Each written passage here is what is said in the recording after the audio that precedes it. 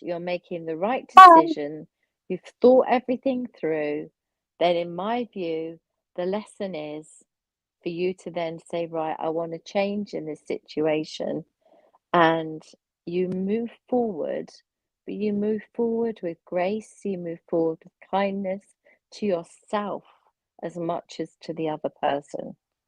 So that way, the anxiety levels are not like going through the roof. Because when you're making any kind of change, anxiety goes through the roof. And we really do need to get on top of anxiety. And I'm just going to give you a couple of very quick examples of that, and then we'll have some conversations with people that want to come in.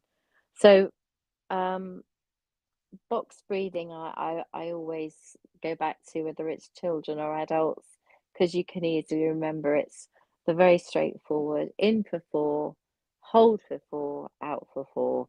So that is, a very forward 4-4-4. It's very easy to remember. 4-4-4, never forget it. And you can always go back to your breathing. Doesn't matter what state you get yourself into, crying or whatever, you can just take yourself back to your breathing and you will calm all of that down. I like the 5 fingers. Now, this is a bit of a hands over here. It's a bit of a weird one, but it's great with kids and it works equally well with adults. You have stress, you can have touch.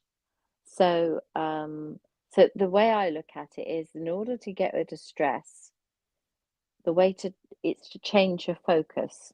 So look for something. So people sometimes say choose a color, or look for something red, touch something red, but I'm just saying it's really about seeing something, touching something, hearing something, smelling something, and tasting something. So they are just your 5 senses. We know them, we've grown up with them, we understand them. But what we're doing in that time that we are engaging with our mind, looking around for things, smelling the air, maybe just taking a moment to listen to the birds singing or someone shouting in a corridor or something. In that few minutes, those messages start to stop you from being in a heightened state of anxiety, bringing you back down into a controlled state of emotion. The other way to do that, if you really feel that going up and up and up and up, that you're boiling, is to cross your hands like that across yourself. I'm not doing a very good job with the camera. And put your hands on your shoulders and you just tap. And by doing that, you're almost giving yourself a hug. And it's exactly the same thing, if you think about it, that your mother used to do to soothe you, what you did to soothe your children. And although it looks silly and daft and it might make people go, really? You will be Can I surprised how can very I sing quickly can I that will sing Head and serve you. Shoulders, knees and toes when I do that? You can. If it'll help you any, you do it. But it does make a difference. You'll be surprised at just how many people. And if you can't do that because you don't want to be seen as a bit, whatever, you can just tap the table with your fingers, and that will do the same thing. It's about changing your focus, but that tapping is a real sense of love and caring and feeling like you've, I mean, if you don't want to do both hands because it's too obvious, you can just do one, as if you've got a sore arm, and just tap yourself gently, and you'll be surprised just how quickly your anxiety levels come down.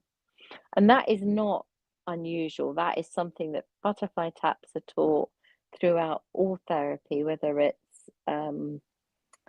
well, everything, whatever psychotherapy, therapy, whatever therapy sessions you're going through, the cross arm butterfly tap is something that is used all the time. Another one is a great way to reset yourself is cold water. Now, this is my one. When I'm really, really angry or upset about something, my face goes puce. I mean, like the reddest red, like a pillar box. I am, you don't know, pillar boxes in our country, they are as red as can be. And I walk around, and everyone knows either I'm angry or happy, and they don't know what it is. So I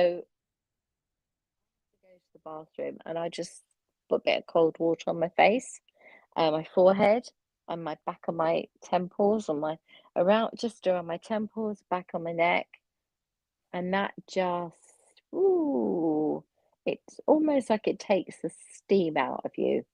And that is an absolute amazing way of dealing with the heat of the situation. And I mean the physical heat, because we do feel it, especially as girls, when we get a bit stressed, we're like, woo. And the men, you should notice, it should be a really big sign to guys. If your wife's face is changing color and she's getting the map of Italy on her neck, you're in trouble. Take a run, because that's a really good sign. The say it out loud piece is the kind of the thing that I was saying last night. It's really important when you've said it out loud and you've actually made that point of, this is what I'm going to do. I'm going to make a plan. I'm going to change my finances. I'm going to change the bank. I'm going to change who my TV channel was with, or my Sky or whatever, or, anything where you feel like something needs to change in your life. Immediately you say, oh God, that's going to be right pain in the neck, direct debits, this, that, and the other. And you start to stress yourself out over it. Just say, whoa, do I need to do this? What's the benefit of doing it? Think it through. Come up with a plan. Do it on a day where you've got a bit of time, because you damn well know that it's going to go wrong, or there's going to be a lot of phone calls. You're going to have to speak to 6 different call centers before you get through to the right person. And you are going to have stress levels on a 10 out of 10. That's the sort of anxiety I'm talking about. Mental wellness is about having control of your mind. And I hope that some of these ideas will just stick around when we're talking. Finally, just because I thought I would, and you know how I like to be prepared, um, I have got a list of, these are just very quickly. I won't bore you stupid. But the one thing that I know is that you'll never ever regret choosing kindness. Even if they don't deserve it, you did it. And when you do that, when you choose kindness, it makes you feel better. The endorphins, the dopamine rush, all of those things that happen, it's about yourself as much as the other person. If you just give somebody a smile at a cash desk, or you just say thank you a little bit more than you would normally do, that can make the world of difference for that person's day. So I always believe that if you can choose kindness, and I don't just say it, I live by it. And I think that's what's important. A lot of people say a lot of things, and who they are and what they are very different. Um, if you really need to get stuff off your chest, write a letter to yourself or a journal. Just get it out there. If you need to do something, treat yourself. I don't care whether it's a bar of chocolate or a new pair of trousers, just treat yourself. Whatever you can afford that's going to give you a smile. Sit and watch a funny movie, something that will really make you laugh out loud. Light a candle that makes you just feel relaxed and chilled, and that puts you in a happy mood. Um, I've got call a friend, but we've kind of talked about that already. Looking at old pictures, looking at family, looking and having memories, especially when you've lost people. Sometimes you don't think about it, but going through photograph albums and things, it doesn't make you sad. It makes you remember the good times. Doesn't have to be, I can't look at that photo, because you can look at that photo and go, I remember when we did this, I remember when we did that. It can be a big positive. Calling an old friend, somebody I haven't spoken to for a while, that can give you a huge lift. Getting dressed up for yourself, putting a bit of makeup on just because, even if you're going to be indoors all day and the only person you're going to see is the courier, just say hi. But you feel good about yourself. Doesn't matter about who else sees you. Find a new TV show. That's a good one. Sometimes people go, oh, there's not, because there's always new shows and you always get recommendations from people. Yoga for breathing and stretching and all of that is brilliant. Meditation, the same. Put on music and dance. Alana Nowie and I will put piece of music on and we will dance like loonies. Me with my stick like a pole dance. Her dancing like an absolute maniac, normally in heels, like 6 inches tall. And Michelle Whiteside, who's our resident counsellor, she too will be involved, and we'll have a three screen crazy Zoom dance-a-thon, and it makes us all feel so much better. And we're all miles away from each other, but we feel like we're in the same room just because we're dancing to the same tune. So it's something that there is something in that. The last one I have is eat something sweet. Now, I know people go, Paulette, you shouldn't be encouraging that. But we all know what chocolate does. Chocolate lifts you. We know why it lifts us. We know what's in it. We know how it's structured. There's something, the same as a cup of coffee. They lift you. They give you something. Sometimes we need something. Be kind to yourself. If you're going to be kind to others, also remember to be kind to yourself. And that means the occasional treat. On that note, Annie, I have finished lecturing. The sermon is over. And who is in the room and who would like to talk to us? Can't hear you.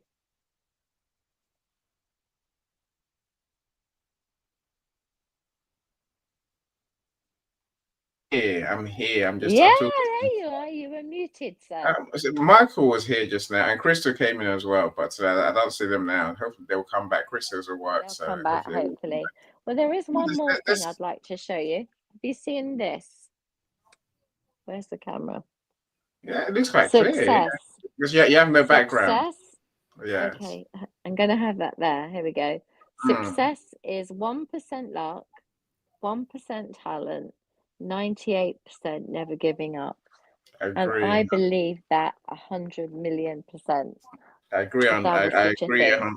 100%. I totally agree with you. So Let's go for, believe go. in yourself. That's it.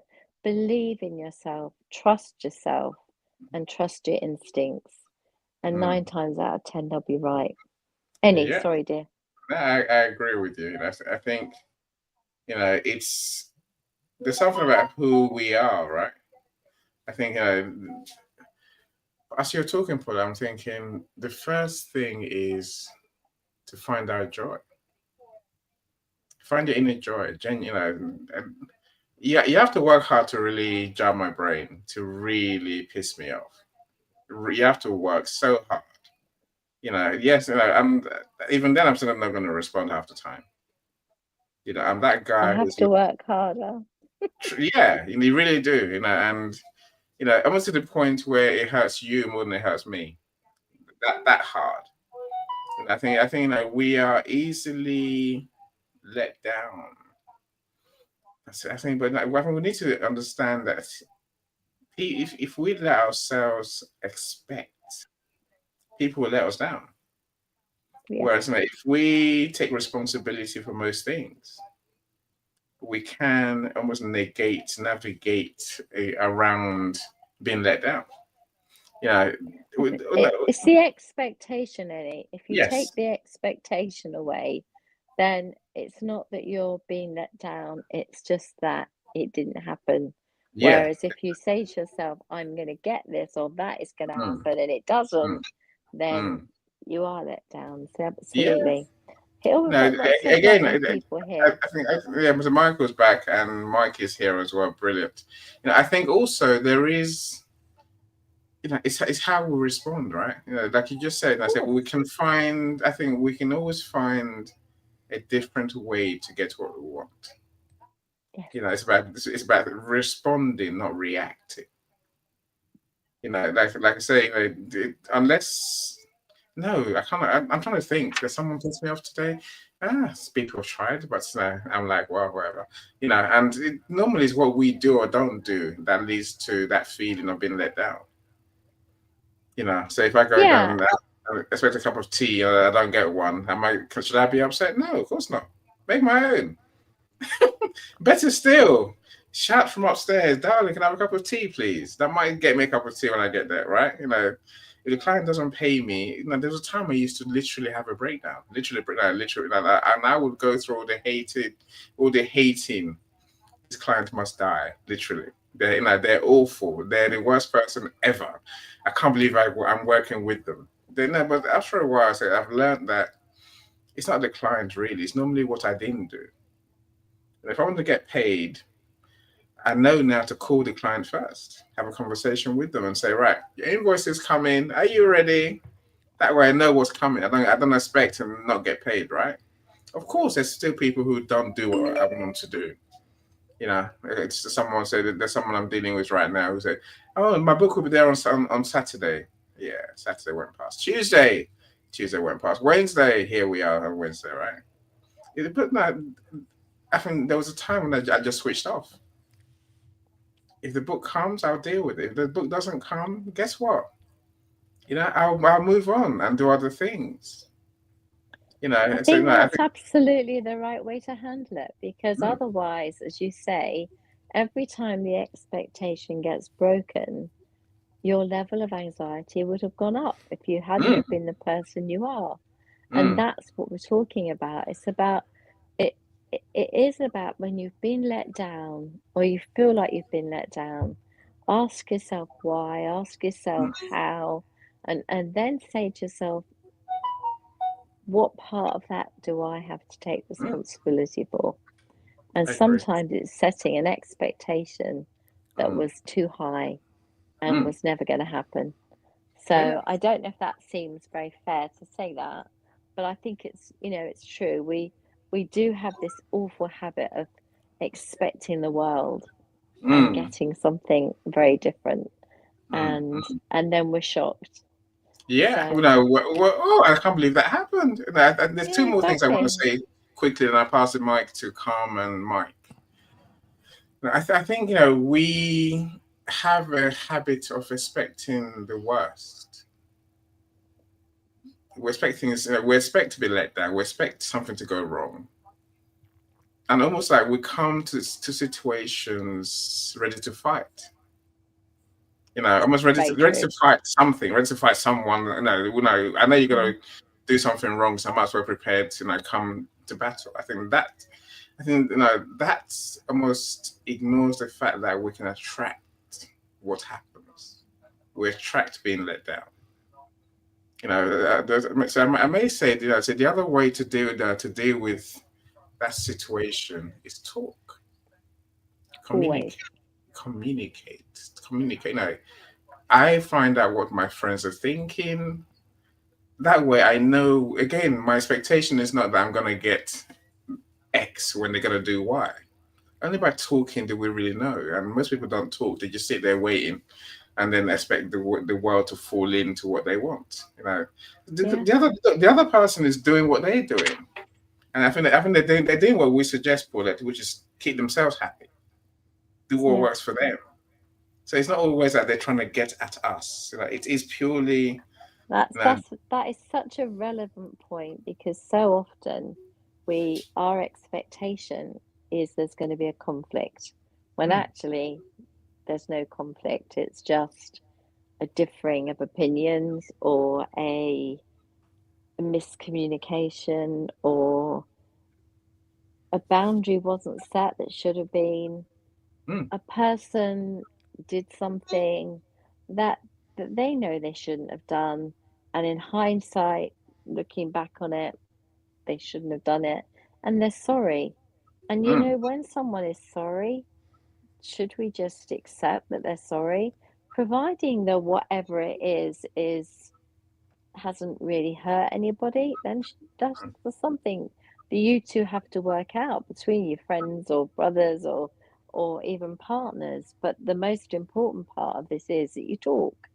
mm, Communication is mm. absolutely key in everything we're talking about today. I Anyway, agree. I'm going to shut up and let you pass the mic. Let's our mind is to do the comments that way. At least we don't ignore our friends in the comments, and then we'll come to Michael. Mike, you're not being funny. You know, Sarah, can you need to have anybody like I got like you can see me clearly. I can't be any brighter, Mike. How much brighter can I be? No, No, that's the issue, my friend. You're too bright. You're washing out. So that's what I it's meant. fine. At least they can see me now. There's no alternative. I turn my light down, and then they'll tell me I'm not, no, whatever. Anyway, I'll ignore that. Namaste. That's an interesting name, right? I don't know what spit on me means. Hopefully, it's not a I don't know, a euphemism for something, right? But that's your comment, my friend.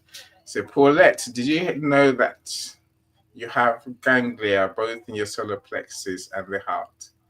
Did you? You did? Okay. Is it a good thing or a bad thing?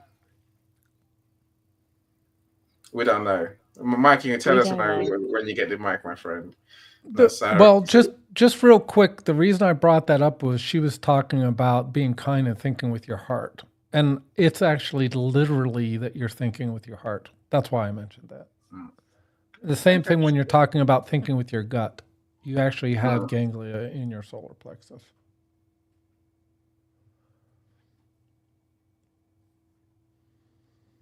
There's a lot of spit on me on the internet, but I'm a bit scared. I shouldn't look it up. Um, I don't really know what spit on me is. This is a songs and lyrics by Sister. I don't know. We'll have to have a look and see what it means afterwards, but we won't let it bother us either way. The most important thing, Mike, is what do you think and how do you handle that feeling of someone has let you down? Well, I actually think, and I'm going to be writing an article on this. It's going to be on the article of shrinking versus expanding or being secure in oneself, because I think we have agency. And so I have to look at what my expectation, and that's why I almost wanted to jump in when you and Annie were talking. It's like, am I bringing unrealistic expectations to the table? Have I communicated what is kind of acceptable and what isn't? And I'm not blaming the victim because I've been there. But at the same time, we do have agency to speak up. Yeah. So that to what your point is, and I was agreeing and vigorously nodding my head, is you have to communicate. You also have to realize both parties in a conversation are going to drag in bias or their own viewpoints and stuff. So I want really to engage in what I call good faith or generative discussions. Well, that means as much as possible that we leave those biases or those thoughts that we had coming into the conversation. I mean, obviously, if they're positive, you want to remain positive, but particularly if they're negative. Or, I mean, they could be positive when maybe you need to not be negative, but express what you didn't agree with. So you don't just say everything's okay, kind of thing. So Mm. so I think in order to have to I really have to ask, so is it something I didn't communicate properly? Or is it something, to your point, also I think is very important, is to draw a boundary? Is something they did actually something I can't live with, or is something that's actually actionable? If that's the case, then I have to say so. And Mm. and to your point, in any relationship, whether it's a spouse or a family member, you have to communicate the stuff. I am not a mind reader, and I think that's something we have to remember is, and but to your point, there are physical manifestations of being upset, and I have seen that on occasion. And yes, you do have to pay attention to what those are as well. I think, but not nobody's psychic. So, well, maybe some people are, but we're not sure. But nobody really knows what's going on in somebody else's mind unless you know that person incredibly well. And that means you've lived with them or you've spent many, many years with them. But that still doesn't mean that you know what other stuff they've been watching, what they've been seeing, what the internet is telling them that is changing the way they think, that is changing the person that used to have this belief and now is having that belief.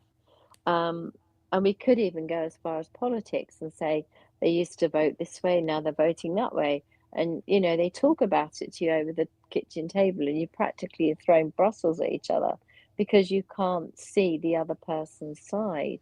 And what I always think in these situations is that's personal choice. And you don't need to put your view on that person. You just say, as long as you're comfortable and happy with your decision, that's fine. I'm happy with my decision, you're happy with yours. But don't throw whatever at me if yours goes right and mine goes wrong. At the end of the day, we've just chosen sides, that's all. And that's it. It's all it is. It's like a football match. You've got to try and take the heat out of it. Because I always find that whenever there's heat, it becomes at times, not always, but it becomes very personal. And then it starts to, you know, this will affect you in this way, this will affect me in that way. And then before you know where you are, you can't get back to the happy medium. You know, you can't get back to the middle where you just had that happy middle ground where you said, well, things are not how they should be, but you know what? It is what it is. You're not doing the blame game. And I think that is another part of the conversation that you're going to write about is the blame game, because that is when, you know, it gets very fiery. Well, and also the shrinking versus not. The shrinking to me is when maybe I am paying, or how do I put this? That I am giving too much power because that person's not accepting my idea, which is unrealistic to begin with, right? To your point. But when my self identity or self image is based on how you are accepting what I'm saying, and that goes back to what you just said about, you know, we are all going to have beliefs, and I shouldn't have. This goes back into having a bias, though. Is am I really interested in hearing what you have to say and kind of who you are, just kind of, you know, pulling that out in a conversation, or am I trying to convince you of something? And I think we have Mm, to be really careful, unless, like I said, you know, if you're on, you know, if the house is on fire and you need to get out, then that's different. But generally, if we're talking about ideas, and yes, I have some very core beliefs and ideas, but I have to understand that you have agency and that you have the right to have your own ideas. Now, where I draw the distinction is where your ideas stop at my nose, meaning that your mm, freedom stops at my nose, and that if somehow what you're doing, usually it's kinetic, not usually saying, unless you're inciting violence, you know, that to me, but I will say, I've been spending a lot of time thinking about how what I what I expect, getting back to expectations of others in that, and I find, unfortunately, quite a bit is that, like with my songwriting. Well, do you like my songs? If you don't, it kind of hurts, you know. So, and I think, by the way, creative people are like that. I don't know if there's a lot you can do about that, but at the same of time, you have to course, I say, agree. Yeah. but you also have to say, no, I mean, this is, you know, for whatever reason I had to express this, you know, either, you know, written or you know, in song format. And then it's up to others to do, because one of the things as an artist, as a painting and whatnot, I've seen is people look at my art and go, that's this is what I think of that. I'm like, that's not what I intended. So same thing in songs sometimes, and it's like you just have to accept that we are all different, and that we're gonna come with our own points of view and our lived experience and everything. It's all valid, and that they may not see it the same way. And I think that's key because Yeah, I agree. And perspective, I think everybody has the right to have their own perspective, and everybody has the right to look at a painting and have a view of what they see and how they imagine that picture and what it means to them, what it gives them. And we all talk about perspective and how you have your own personal um, position in that. The problem happens when the artist says, no, it's meant to be this. This is what I painted. This is what it's meant to be. And we're saying, oh, it's not what I see. I see this or whatever, and because we're all, especially anybody who has worked with any kind of artist will know we're all very sensitive about our work. And, it does make us become on the defensive. So I think perspective is a huge part of everything we're talking about. It's perspective on what we say, how we say, when we say it, the tone we use, everything. So I think that we really, really have to be able to be adult enough, and that's another key. Sometimes we do act like we're back in, I think you call it kindergarten, where we really do start slapping each other practically, just verbally, because, we don't like what the other person's saying. And I think it's really important, the perspective and allowing other people to have their own view, even if it's not your view, but as long as that view doesn't affect you, as long as it doesn't hurt you, as long as it doesn't damage you, then let them have their view. I think So that's the I, best way to I, be. I would extend the idea of let them have their own views to let them have their own ways of being, their own ways of doing things. We're very, I think, we feel let down when people don't meet our expectations, like you said earlier, right? Some people don't respond in a structured way to a question. I'm thinking of now my process doing my books, for example. I'll say, right, I want this by this date. But some people just not like that. So they've got different abilities, got different lifestyles, different things they do, right? So I have to be flexible enough to say, right, let me try and understand how this person does what they do. Maybe send me this on this day, send me that on another day, send me the third part on another day, rather than saying, let me give you an example. If you want to really jar my brain, send me a list of things to do. I won't do any of them because now I'm bugged by all of them. Right? It's gonna take me time. If I can't do it in 5 minutes, I'm not gonna do it. I'm literally gonna look at it and go, I'll do it sometime. Sometime becomes longer, right? Whereas if you say, any, send me this. Yeah, I can do that. Send me that. I can do that as well. And then it's just, I think, just adapting to other people's ways of being. That will help us being less disappointed that they're not I doing our way. think, yeah, and I think that because we talk about more and more about diversity and full inclusion, and I know that I was in a meeting, actually, Annie, you were there, and we have differences of language even. And I said something, and this guy turned around and went, "You're a goat."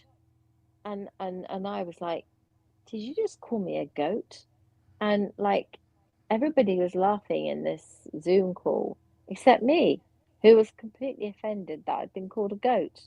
And Enya was laughing and going, "You don't know what a goat is, do you?" And I was like, "I do. It makes noises and it's got horns and in the grass and on the meadow. And it's like, no, it means the greatest of all time.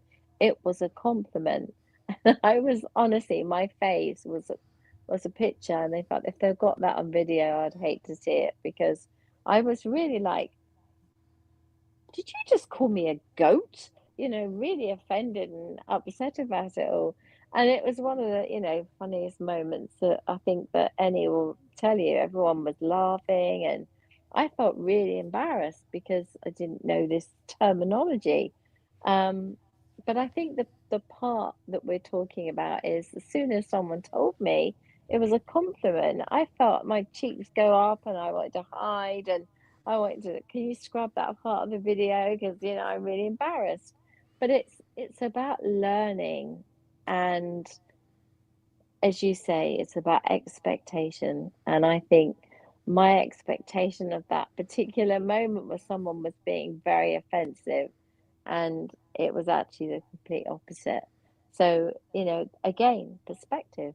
My perspective was he was being insulting. In actual fact, he was giving me the biggest compliment of the day. But it's about allowing yourself to say, okay, I get the joke. I'm sorry. I'm from England. And then But Eddie was Paulette, like, so am I. I think what it might have helped, and again, this is where I'm talking about generative discussion, is, yeah, we have to give the other person the benefit of the doubt or whatever going in, but it might have helped to say, for that gentleman to say, and that means the Yeah, greatest of of all course. time. Because again, if you're in mixed,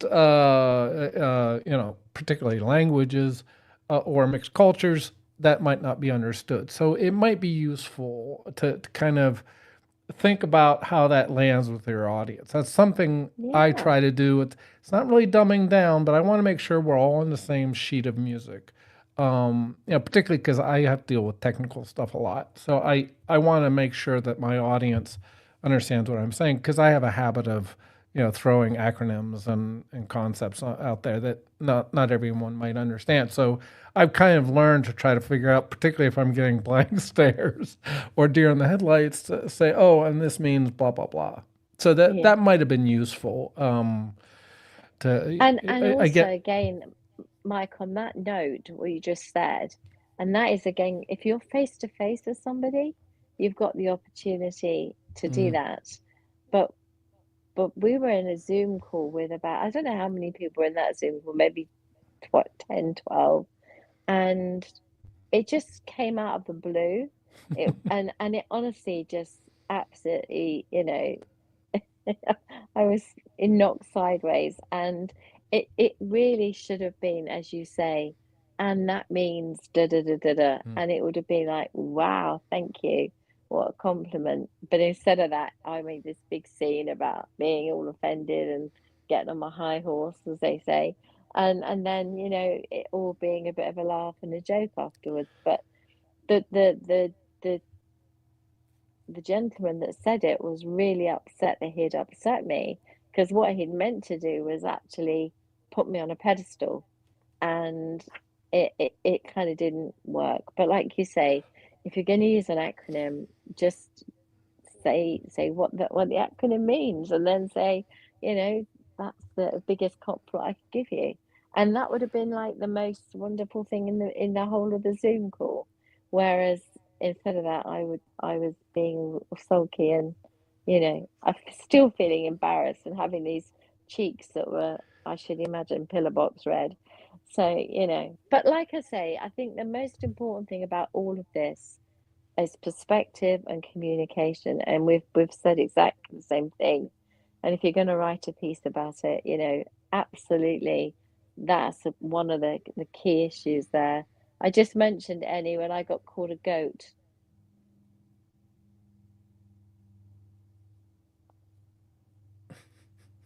I hear it all, but Here we I'm go. just I'm Do you eating. So remember yeah. when I got That called a was it. goat? Of course. Yeah, of course. I said, Yeah. and I was so offended, wasn't I? Yeah, I was And thinking of everyone was chasing you. laughing, I and was going to chase you and then, hack you up and then put you in a pot and eat. I like goat meat. So, yeah.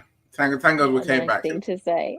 You see what I think like you done it earlier. You said Brussels. If Yes. every now someone from Brussels will be Throwing like, "What Brussels the at each hell?" other. Yeah, throwing Brussels at each other. I know what you mean. You mean Brussels sprouts.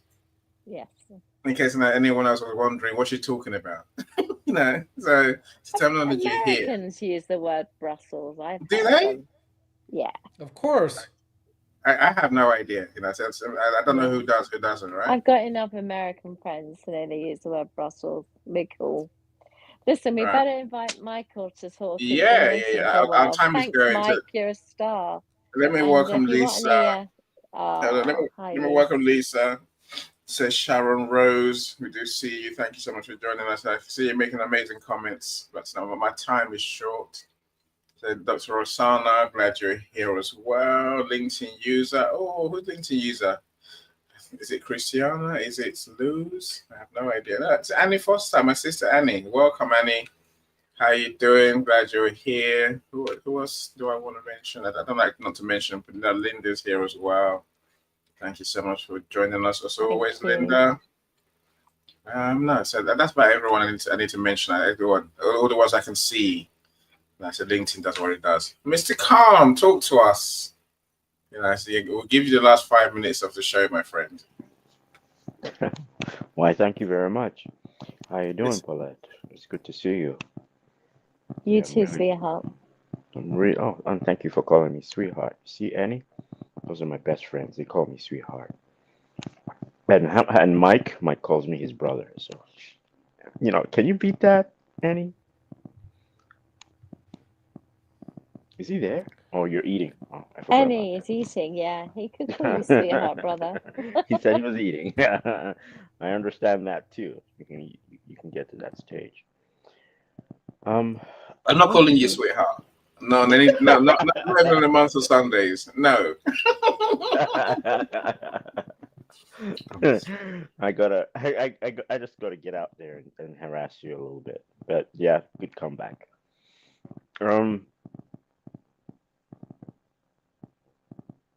My father always says, well, yeah, I'm pretty sure he'd even advise me even at this point, but he stopped doing that. But I used to always often hear him say, if you do not understand anything, ask questions. Ask so that you can understand. The biggest thing that I come to know about that statement, especially when I'm thinking about what Paulette is saying and what she's described and what Mike's described and what you also said, Annie, as well, is that if you need to be when you put yourself in a position of asking questions, you pause your emotions. You pause your emotions so that you can understand where the other person is coming from. They do something that's annoying, they do something that freaks you out, they do something that puts you in is tending to lean you towards an unhappy place. You certainly want to know why you're doing it. You certainly want to know what is the end game. Am I missing something here? So you ask the questions. That allows you to calm down, that allows you to allow them to explain, that allows you to pivot. Because you always do need to pivot when you're going down in that direction. Looking something better to do in case this is a worst case scenario. Simply, instead of exploding through your emotions, redirect your emotions and your energy in a different direction. Ask questions, let them explain, give yourself time to calm down and give yourself time to rise as well. Because you can rise in a different direction and in a better way. Your ability to gain in altitude from their negativity will be better for your platitude. Much better. and putting it into practice, you would see that you become yourself. You become a calmer self. You'd see you become a better person. You become a more honorable person and someone to gravitate towards by other people. People will gravitate towards you as a result. So that is my 2 cents there. There was something that Mike indicated when he said, "Don't take." He's going to write a book, and I'm not quite so sure if this is what he meant, but about biases, including their biases in a conversation and not including them. What I when I want to communicate with somebody, I want to know them fully. I want to know what's behind them. I want to know what's beside them. I want to know what's above them. I want to know what's below them. I want to know what's in front of them. Hopefully it's me, but there might be something else. Their entire universe needs to be on display so that you can understand, you can get a picture of what's actually going on within them, so that you can, like I said before, you can pivot in the correct direction. That's how I see it. So I would allow anybody who communicates with me to come to me or communicate with me with all their being. Don't give me anything false. Give me everything that is true about you. And I'll try to listen and understand. I like that.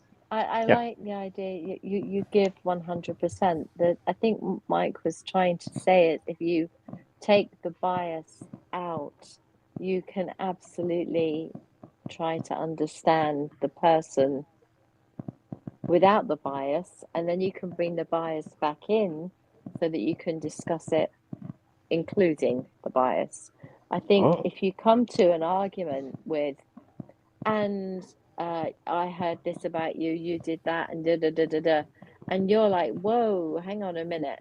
Do I get an opportunity to tell you where I was, what I was doing, why I was there, da da da da? You know, let's take the biases out. Let's just ask ourselves, why are we in this predicament? Why are we always fighting? Why are we always looking to take the other person down? Why are we always looking to find fault with each other? And that is something that in family therapy sessions, you can really, people will go at each other about the most bizarre things. Loading and unloading the dishwasher is probably the one. I mean, we will smile and laugh about it, but actually, it's one of the key areas where people will come to a therapy session, and we will spend half an hour of the hour talking about the dishwasher, right? And whose responsibility it was, and you were supposed to do it. You are, you're not taking on your part of your duties, and da da da da da. It's not that deep, is what my son would say not to you. that deep. And I would say, You know what? I It's say, not fair. They did take not the ask. dishwasher away. Let's pretend we don't own a dishwasher. What else are we going to find fault with? Because it seems to me that we're actually looking for a reason to fall out. Do you see? It's not the dishwasher's fault, and it's not the loading and the unloading of the dishwasher. It's that you're looking to find fault with each other. You're looking for a fight. And I have found myself in many occasions saying to them, how about we just sell the dishwasher? Right? How about we just sell the bloody dishwasher, get rid of the damn thing, and then we can actually talk about something else, because it's such a heated conversation, and nobody would believe me if I could tell you, I swear it's true. Another one, crumbs and the toaster. Why is somebody leaving toaster crumbs in front of the toaster the most important thing on that person's day? They have gone to work fuming, absolutely fuming. They spent the whole day in a state of anger, Those crumbs, ready Paula, to those come home crumbs. and blast. You know, No, Well, we're talking about Tom, how you Alex, squeeze your the newspaper. key thing, right? Right, my friends. and it, And the thing, it, please, Mike. well, in my defense, what I was trying to get across is particularly when you're starting the conversation. One of my favorite sayings is seek first to understand, then to be understood. So if I'm coming with a bias or an agenda already, I can't hear the other person. I'm not gonna hear the other person. So again, I'm looking for a generative interaction. So I want to understand. Now maybe, and to Michael, I do want to be clear. I'm not going to leave, I'm not going to lie. I'm not going to obfuscate. That will eventually come out. But that's also part of, we have to go down the road and walk with that person for some period of time. We have to develop a little more of that giving, of the give and take, right? So we have to give a little and then hear that other person and then maybe talk it out. And that's why I draw all this. It's related. There's a difference between forgiveness and reconciliation. That's a discussion for another day. But Exactly. Mike, look, we're not freezing this conversation. Let's do a part 2, Paulette. That's why I say. My son is the Teresa Cornwall. You're on mute. You're on mute. You're on mute, Paulette. You're on mute. You're on mute, Sorry, I Paulette. You're on apologize. mute. I'm not anymore. I've done it. I've got the nod. Yeah, we can hear you. The understanding to be understood and asking questions is like one of the most important parts of any conversation. The problem is if the heat's there, it's very difficult to ask questions. I'm going. I'm coming. They're still talking. I'm coming. Right, I need to go. Okay, I really need to go. you need to go. We need to go. Right, let's have a part 2, and let's have Mike come in as a co-host and also Calm, and we'll discuss what happens next, the reconciliation and everything else with. Of course. Okay. Of course. Thanks, everyone. Bye-bye, Thanks, everyone. Bye bye. Take care. cheers. I'm going to just end.